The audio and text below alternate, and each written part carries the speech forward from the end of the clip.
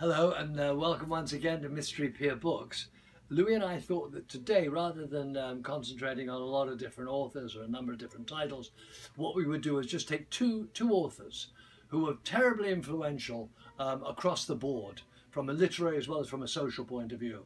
Two feminist authors. The first one was born in 1850 actually, and that is Kate Chopin, who wrote the landmark novel The Awakening, which is considered to be the first feminist novel.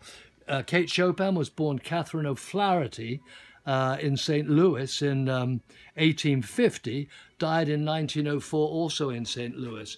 She's been compared to a lot of feminist authors, Southern Catholic authors of the 20th century, and compared, I think unfairly, to Zelda Fitzgerald in many ways.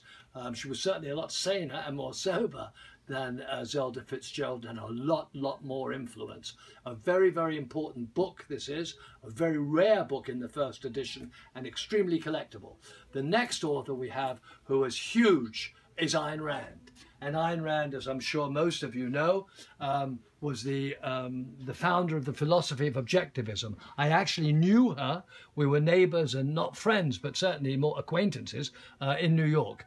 Ayn Rand was married to a fellow called Frank O'Connor. The fountainhead wherein she first really started the philosophy of objectivism through the character of Dominique, and also, of course, through the character of Howard Rourke, and then expanded the philosophy of objectivism in Atlas Shrugged, with a 50-page speech by John Galt, the character of John Galt.